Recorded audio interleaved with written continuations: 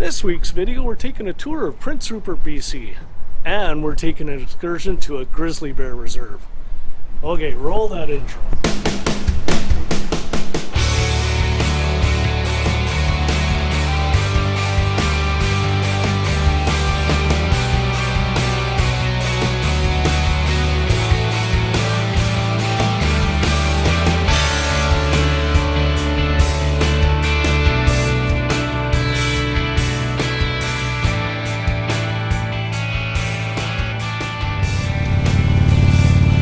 We're going to take a ride into Prince Rupert today to take a look around town. Now, of course, the first people that settled around this area was the First Nations, and there's evidence that they've been here for over 5,000 years. But for modern day Prince Rupert, the founder of the town is right here. There's a statue of him, Charles Hayes. So it's interesting, Charles Hayes had a vision for Prince Rupert. He saw this area as being the northern port for Canada that would actually rival Vancouver and Seattle for the size. Charles Hayes was the president of the Grand Trunk Railway, and he was actually a major contributor for the decision making to put a rail line all the way here to the west coast, the northern west coast of Canada. Now, after that decision was made, Prince Rupert built up pretty quick. It was from 1906, I think it was, till like 1909. It was amazing how this town grew. And all with the speculation of what the railway would mean to this town for shipping. By 1912, there was a combination of events that started happening around Prince Rupert, where the economic times, there was a downturn, a recession. The real estate values started dropping quite a bit, and they could not sell the real estate here. Plus, there was an event where Mr. Hayes was over in Europe raising funds for the development of this area when he decided to book a ticket on the Titanic. So we all know what happened with the Titanic, and the combination of everything else, Prince Rupert really started running into tough times. So in the recent years, Prince Rupert changed directions, and they decided to focus on tourism, and in 2005 the start of a container terminal was being built. So this port here, they opened a cruise ship port in 2004, and you can see this is one of the cruise boats that came in while we were here. And I'll show you a clip of the big one that came in a few days ago, and we caught it right as it was leaving.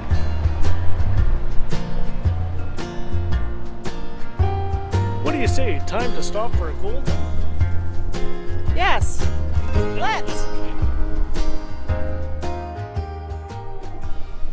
Okay, we're here at Prince Rupert Waterfront, and we just checked in at Prince Rupert Adventure Tours because we're going on a tour today to see grizzly bears. Grizzly bears and other animals. So let's get ready to go on the boat. Okay, I just got to make a call.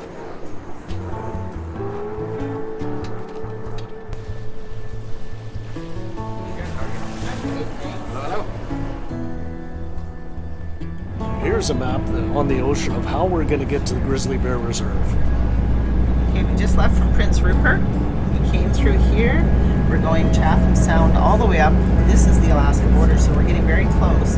And then we go in down this passage to Kootsmatee Grizzlies. So we're very close to the international border there.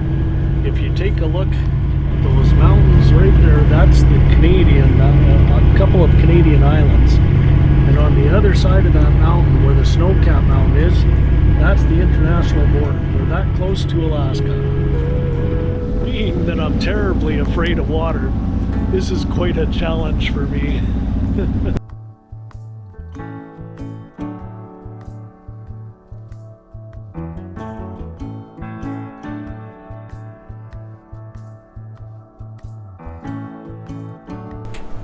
Well, we're just coming back to the port here in Prince Rupert. I really enjoyed that tour today. I hope we got some good shots. I'll have to take a look at it after we get back. An excellent tour. Time to get off the boat, so we're heading out now. All right, I'm glad you came. Take care. Yeah, thanks a lot, folks. It was Thanks. great talking with you. Yeah, and you too. I was putting my What are we doing now? So I decided to take the road glide out to give it a little bit of exercise. It's been in the trailer for a bit. And what are we doing? We're gonna take a ferry to get over to Haida Gwaii. Well, it's been a long wait to get on this boat, but you can see why.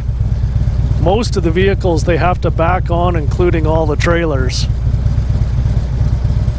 So it's been a bit of a wait.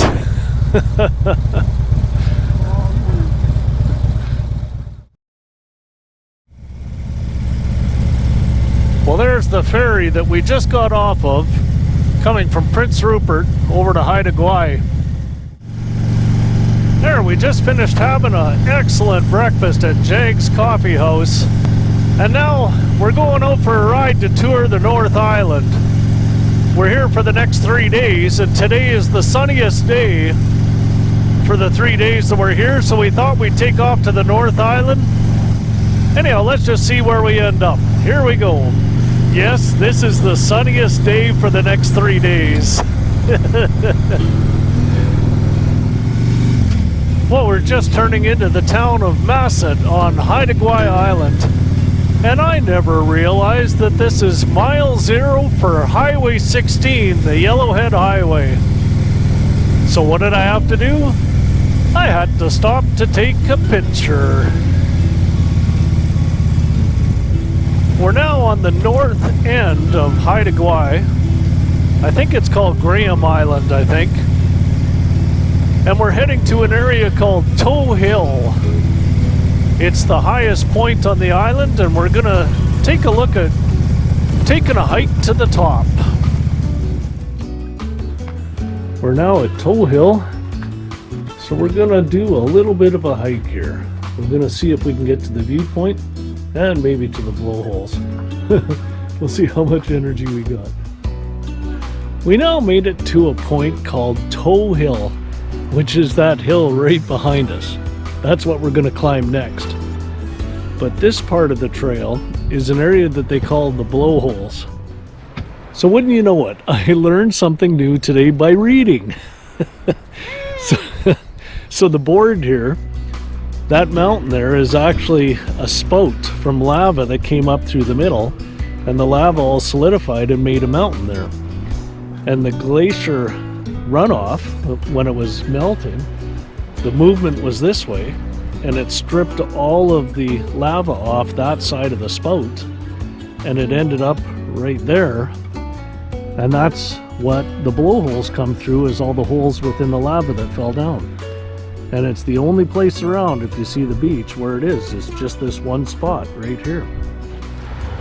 Wouldn't you know it, like the wonders of reading. There it is. That's how I learned today. I told you, Craig.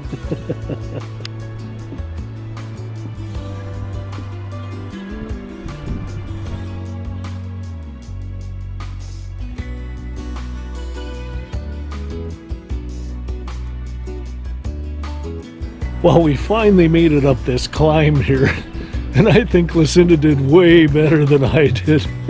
So, anyhow, I made it. But look at that view. And it's quite a height. We're at the top of that cliff that I showed on the other clip. Squirrel! I've been walking along the beach here, and I can't figure out why they call this place Balance Rock. Here we are in a nice little beach rock at a stop called Balance Rock. So why is it called that?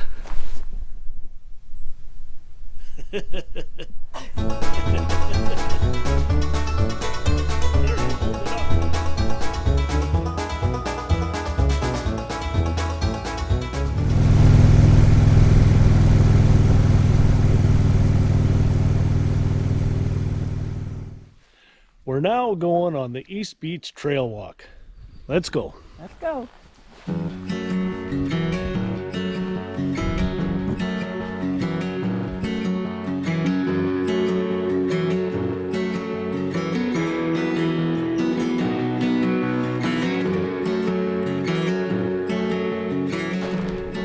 So we made it on the hike to the shipwreck here. So this shipwreck was a 264-foot log carrier, and the ship was called the Pizzuta. Now it was used for carrying building materials over here in the 1920s, but it ran aground and shipwrecked in December of 1928. So we made it on the hike, and guess who I found here? Hello. Oh, what happened? Boy, you've been here a long time. Yeah, thanks.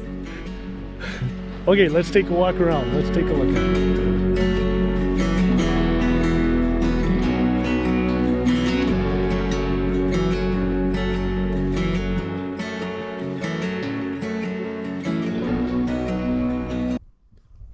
Shh, be quiet.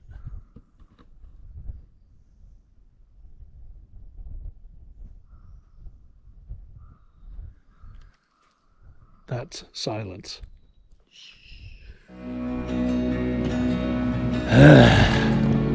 Well, there's our hike to the shipwreck. 12.3 kilometers later. I think it was over 5 hours round trip. And my dogs are barking. Let's go again. Well, maybe not. Today we're going to the Haida Gwaii Museum and Interpretive Center. Well, we're outside now at the Interpretive Center, and inside there was no photography allowed, so the camera stayed off.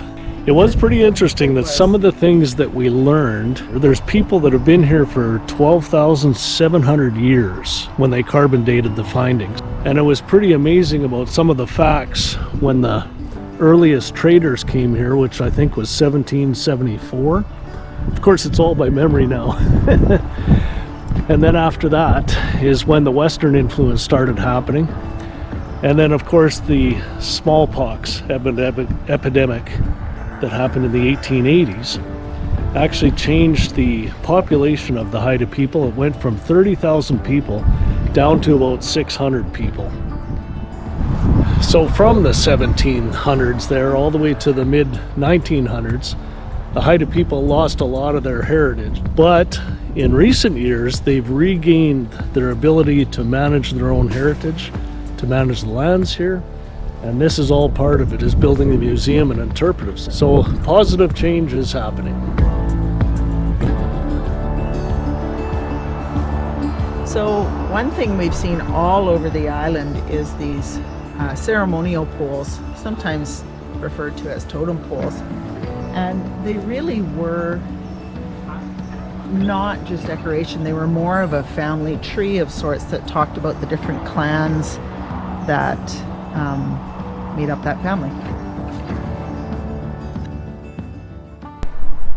And what he did is, Charles Hayes was the president of the Grand Funk Railway.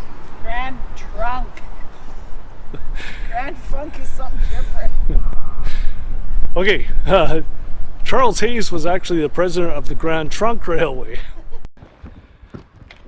Oh, my feet are sore.